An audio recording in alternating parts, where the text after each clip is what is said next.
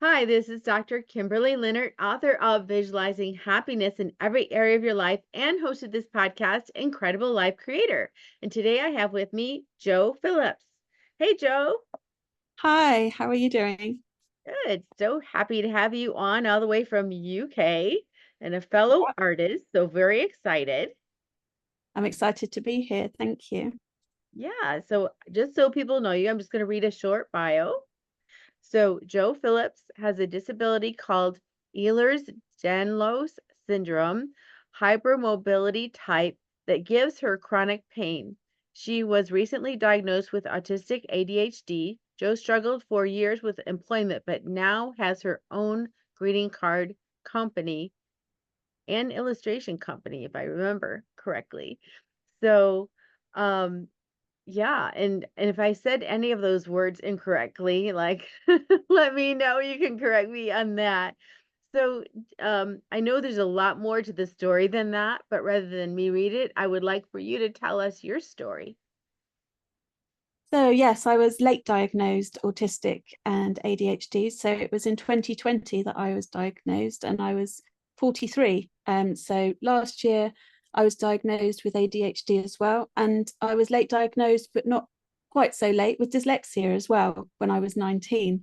So, I was missed quite a lot in the um, neurodivergent community and through doctors and things.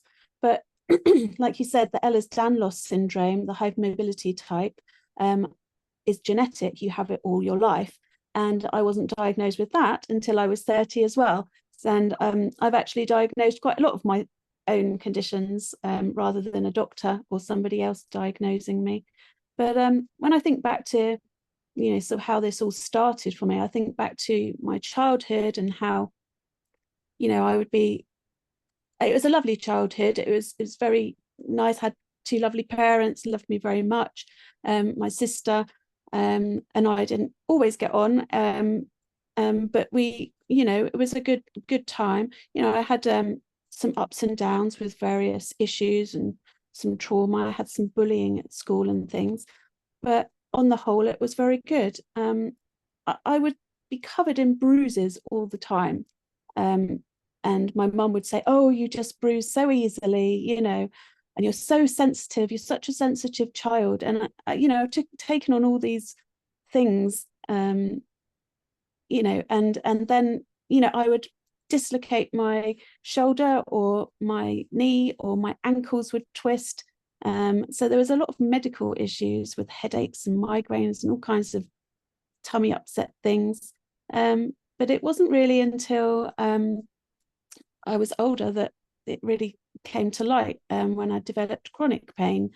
Um, so I was very creative as a child, and I would be drawing, cooking, dancing, everything creative, anything creative. And I had a best friend called Amy, and together we would do all kinds of creative things together. And that's where my love for art really began. And that's when I, you know, struggled also with my reading and my writing, but um, my friend Amy really helped me out with a lot of that stuff. And zoning out at school, she would bring me back to task because I'd be like, "What's going on? What are we meant to be doing?" And she'd be like, "Oh, I can help. We're doing this," So I would know what we're doing and things. So I had her really as my best friend. I found making other friends very difficult. Unfortunately, when we were a little bit older, she then had a boyfriend, and I found that really difficult to get my head around that I would have to share her. And I didn't know how to deal with that. And I regrettably now said, "That's it." And I just left her, and we just didn't speak again. Um, but now I know that I'm autistic. I can see how much of a challenge that would have been to me at that age to get my head around that sort of sharing of her. But she was a really, really great friend up to that point, and it really helped me throughout my childhood. So so I got into art school after the secondary school, And I then went on to do a HND, which is a higher national diploma in graphic design at Norwich Art School. And then I went on to do a BA Honours Bachelor of Arts in graphic design, specialising in illustration. And after that, I wasn't quite sure what I should be doing. I tried to get a job, but I didn't really understand how to get a job at that point. And I decided that actually what might be better is to just I went to Israel for a year and did some housekeeping out there. And I lived in the Jewish quarter in the old city of Jerusalem, which was a really great year. And I actually curated an art exhibition out there, which was good fun. So I from there, I came back and I still was unable to get myself a job. And then I decided that, well, when I was in London at that point, I had moved to London, and I then met my husband, Danny, and we met in Starbucks in Golders Green, and he suggested that I would join the police.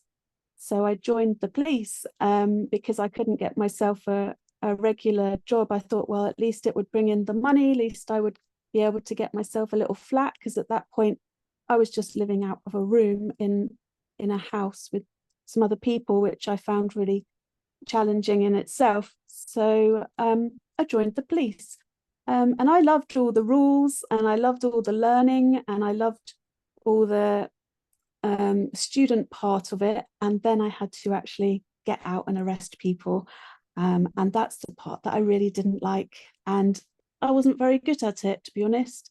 I found communicating with people very difficult. Even my team, in the police, was very hard. And I did actually subsequently end up having a mental health sort of breakdown, and spent some time in a psychiatric hospital for a while with depression. And at that point, I'd admitted that I had bulimia. So that was something that I tried to address.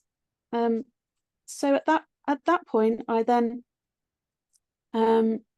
decided I was actually medically retired from the police, because I had developed this chronic pain and Ehlers Danlos Syndrome, along with fibromyalgia. And so I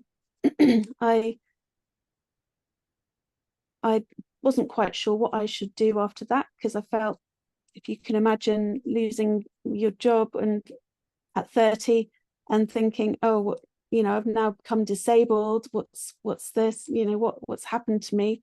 I'm not even creative anymore. I felt like I'd gone down a really, really wrong path, and I felt really useless. So, but I thought, what do I really want to do? I want to get back into my drawing and illustration. So that's what I did, and I decided to open my own greeting card company called Joe Wish, and it was a Jewish greeting card company. And it was very successful. We got our cards into John Lewis, which is a department store here in the UK, and I was delighted with that. However, unfortunately, my health took another bad turn, and I developed chronic migraines, and so we ended up selling that business actually in the end to a competitor. I had chronic migraines for about 9 years, and they've been helped by medication. I started off with 20 migraines a month, and that was for 3 years. I hardly left the house. I was crawling around to get to the toilet and puke up. It was really quite horrendous time. And then I found a medication that really helped, which was something that I wasn't expecting to. And then it got reduced down to about 5 to 8 migraines a month. I wasn't really able to do very much, so I decided that I could do something, even though it wasn't very much, and I would go down to my local school and help out with the 4 and 5-year-olds in the reception area and do arts and crafts with them. And in the summer holidays, I'd paint a mural in the school, or I'd help out with their boards. They've got loads of boards, and the teachers quite liked me being able to just dash off and do some photocopying or whatever. I was just sort of hands-on to what they needed. And that was really good fun. And then, like I said, I was absolutely shocked to find out that I'm autistic, which explained so much of my life previous to the prior 43 years.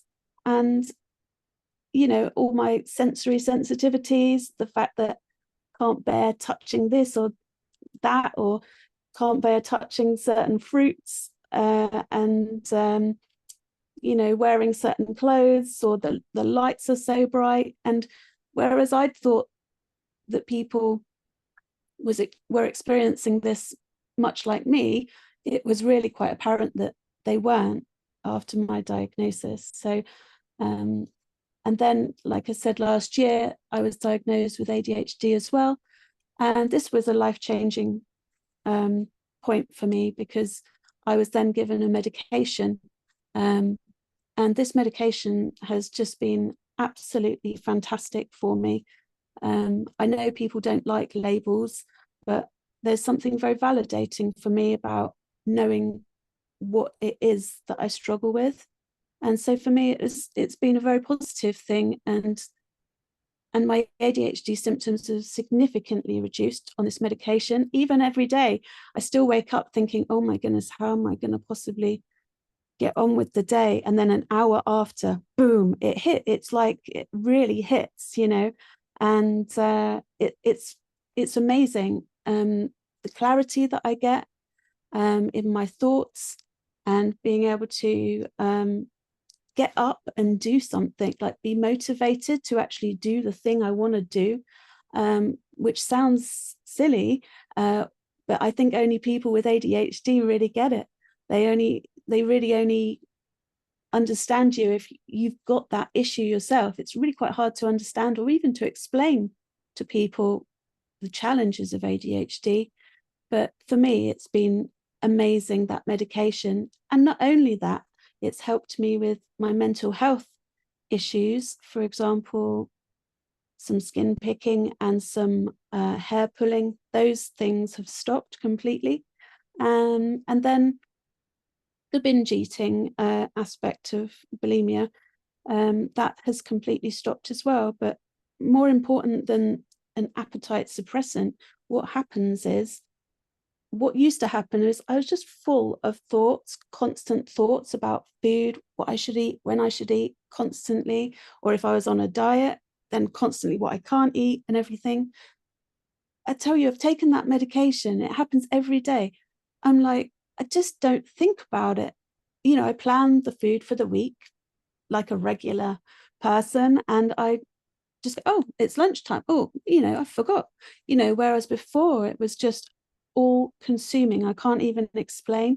So this medication has been amazing, and it's reduced my migraines from 5 to 8 a month, right down to about 3 a month now. So I really feel like I'm getting my life back. I'm getting back on track with my illustration stuff, and I'm focusing and collating my work at the moment for a portfolio for surface pattern design.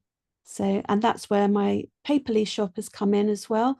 And I've got a paper shop on Etsy called Paperly UK, and I sell gorgeous handmade and specialty papers from Thailand, and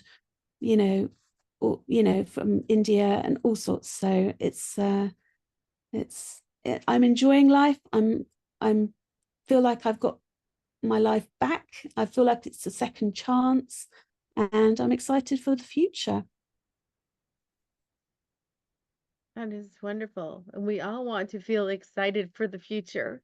And we all want to feel like when we get up in the morning, we're excited and happy and to start the day. I mean, you don't have that. That is very, very sad and very hard. So, and you went through that a long time, and but now Mm. you're coming into yourself and you're able to express yourself and live and feel good. That is Yeah. amazing and wonderful. Yeah, I'm definitely learning a lot more about myself and how I interact with family members and other friends, and why I've had a string of failed friendships, and how I can help myself a bit better now as well. And to also, when the diagnosis of autism, when I got that, I got such a flood of self-compassion, because I had been my own worst critic, really. And it's something that a lot of us do. We sort of, internalize various voices and end up criticizing ourselves. And I'm learning to be more curious about that critic, and to wonder why it is that I've got that, and just to be a bit more compassionate to myself. Beautiful. So I just want to go back a little bit, just because you did mention a little bit about some of your symptoms, but just for people who don't know, is it Ehlers Danlos Syndrome? Mhm. What is that, and what if people, maybe there's other people with this and they don't know like you didn't? So Yeah. what is that and what are the symptoms? So Ehlers Danlos syndrome is a connective tissue disorder and it's genetic, it's not catching. So there's various types. I think they divide it into about 14 different categories now. And each type has its own set of symptoms.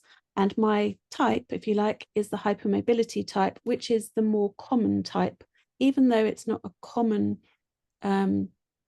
disorder, it's not as rare as people used to think. And people can have it mildly, or they can have it severely. I've seen people or know people that actually dislocate regularly every day, because what happens is your connective tissue is a lot weaker. So if you can imagine, it takes so much more to hold all your joints into place. And then if you're standing up, your back, your knees would naturally hyperextend and lock in. Then that gives you problems with your back, and it gives you an extended problem. So you've really got to really think about your posture quite a lot and things like that. But not only is it to do with joints and connective tissue, if you can imagine, the connective tissue is throughout your whole body.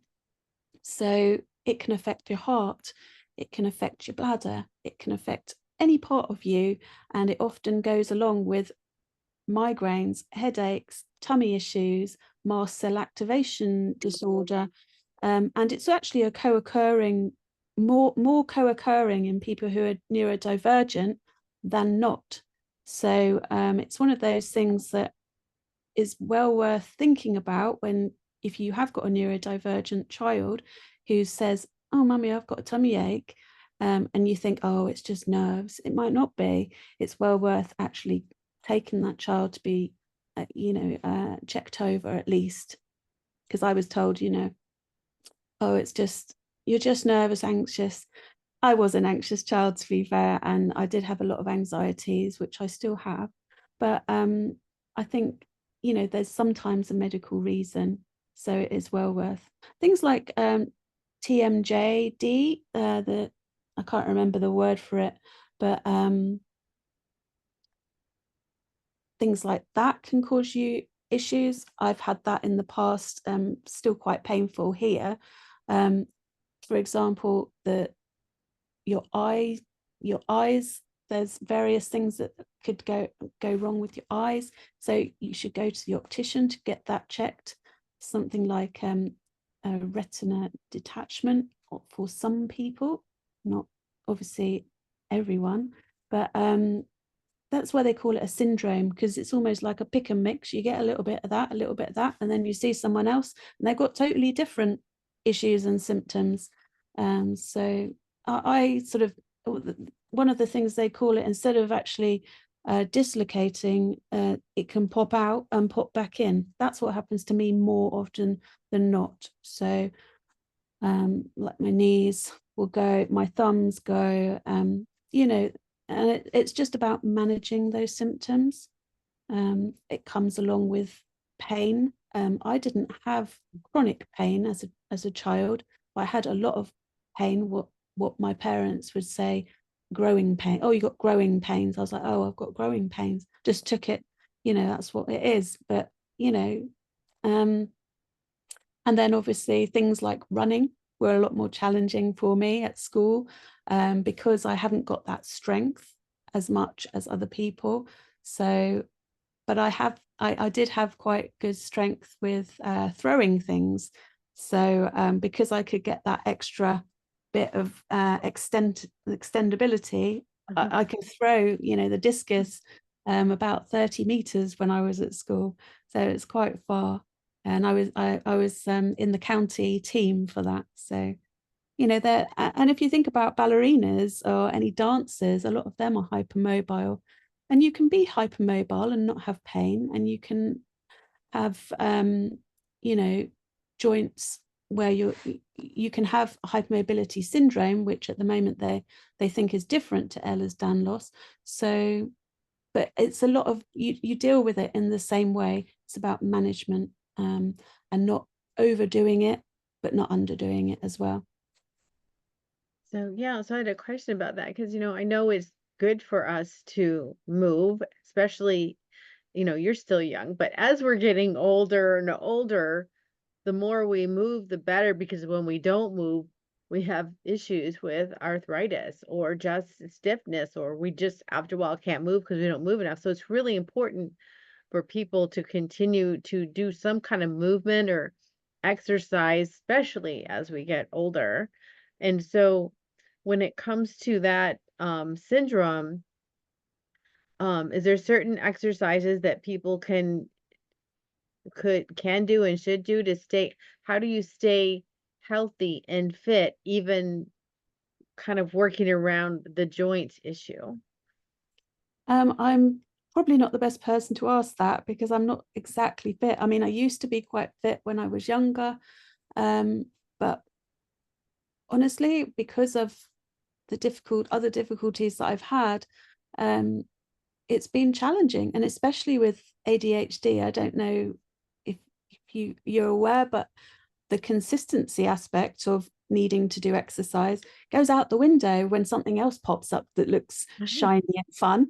So I find it really hard to stick to a routine, even though everything in me, being autistic, wants to do the routine. I can plan the routine, which is fine. I love planning a routine and doing it, and then I might do it for 5 weeks and then it goes out the window. But there are certain exercises that I always go back to, and there's one with my neck that I particularly like. It's just pulling it down, so you've got your ear to your shoulder, and then it's a yes and no. So you go yeah, yes, like you're nodding, and then you're going no, what all the time while putting your ear to your shoulder, and that just releases everything, and it's a dynamic stretch. They say that static stretches aren't any good for people who are already stretchy, so it's always good to know your range.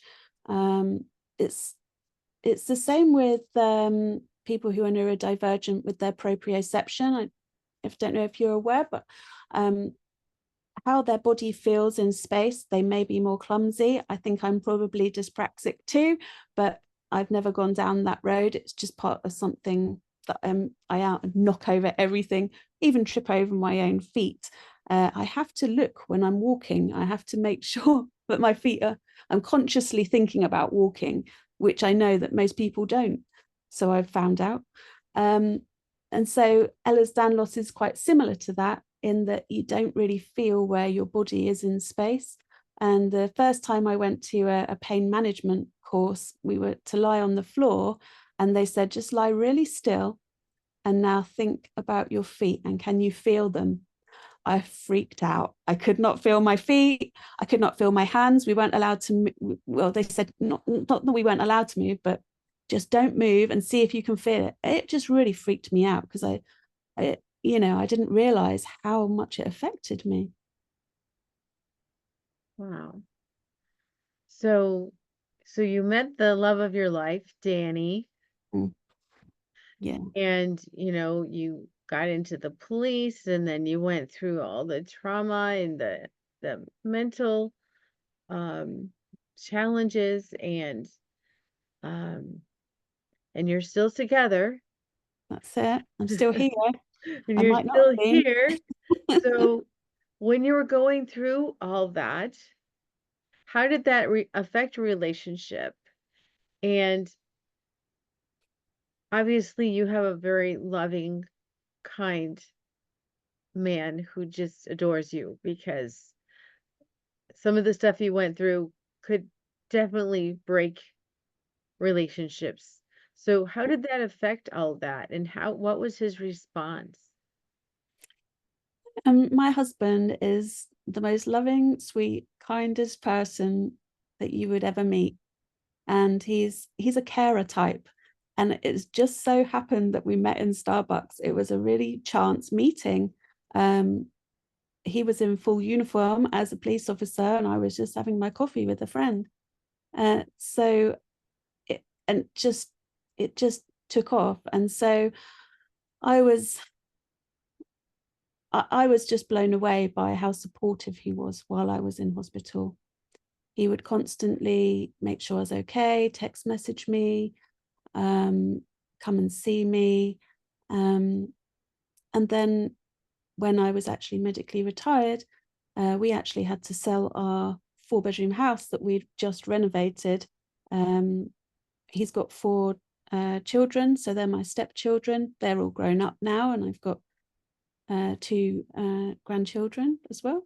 And so I haven't got any children of my own, but they are a lovely bunch. And one of them's recently got married, so that's really cool. And one of them has recently got engaged as well. So I'm sure there'll be other little grandchildren coming along as well.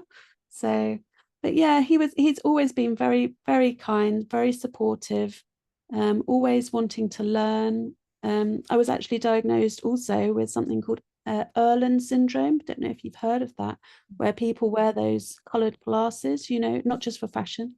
It does actually help. So I've been recently diagnosed with that. And he was so interested and so intrigued that he thought, because we had to drive an hour and a half to find a diagnostician, he said, why don't I become one? Because he's great at teaching, because he runs a first aid company teaching first aid. So he goes, why don't I become a diagnostician? So he's learned all about the condition, learned how it affects me. And so, yeah, he's a gem. That is beautiful. Well, tell me about your business and what you're doing now with your arts, with your illustration, with your greeting cards. So the greeting cards were sold. I gave them all the rights to sell those. But in terms of my illustration, I'm a member of the Association of Illustrators, which is a UK-based organisation, and they've been really good as I've got back into things again, and I'm going along to webinars, learning still, and networking and things. I've been doing some branding for small companies that are startups, and I'm just doing a document where I'm illustrating a report from a research paper that I wanted to be an easy read document. So I took part in a research for autism, ADHD, and eating disorders. And I said, have you got an easy read version of the report? And they said no. And I said, well, would you like one? So I got commissioned to do that. So I'm in the still doing that at the moment. But it's the pattern design that I'd really like to get into a lot more. And that's something that I'm quite passionate about. And that's where I find a lot of my joy. Being autistic, I love doing things repeatedly and really focusing on it. So that's doing that kind of drawing is very, very relaxing as well for me.